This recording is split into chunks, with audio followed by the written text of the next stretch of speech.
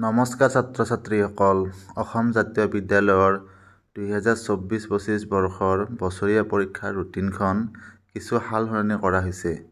কি বিশেষ কাৰণত সালসলনি কৰা হৈছে পিছৰ পিনে গম পাবা, আৰু ভিডিঅ'টি শেষলৈকে চালে তোমালোকে সম্পূৰ্ণৰূপে গম পাবা। আহা এতিয়া আমি কি কাৰণত অসম জাতীয় বিদ্যালয়ৰ বছৰীয়া পৰীক্ষাৰ ৰুটিনখন সালসলনি কৰিছে জানো আহক। কাৰণটো হ'ল 18/1/2025 তাৰিখে প্ৰকাশ কৰা 2024-25 শিক্ষাবৰ্ষৰ বছৰীয়া পৰীক্ষাৰ ৰুটিনখন কিছু সালসলনি কৰা হৈছে।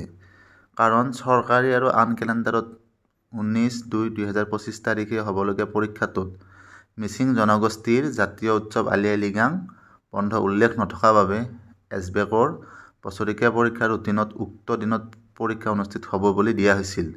কিন্তু বিভিন্ন জিলাৰ কিছুসংখ্যক বিদ্যালয়ে ইয়াৰ বিষয়ে জনোৱাত 19/2/2025 তাৰিখে হ'বলগীয়া পৰীক্ষাটো 5/3/2025 তাৰিখলৈ সালসলনি কৰা হৈছে। আৰু 5/3/2025 তাৰিখে পৰীক্ষাটো তোমালোকৰ হ'ব। আজিলৈ পৰীক্ষাৰ ৰুটিনৰ সালসলনি সন্দৰ্ভত এইখিনিয়ে আছিল, আৰু তোমালোকৰ শেষৰ পিনে পৰীক্ষাৰ নতুনকৈ দিয়া ৰুটিন দুখন দিয়া আছে। তোমালোকে সেই দুখন ৰুটিন চাই ল'বা। আজিলৈ এইখিনিয়ে, ধন্যবাদ।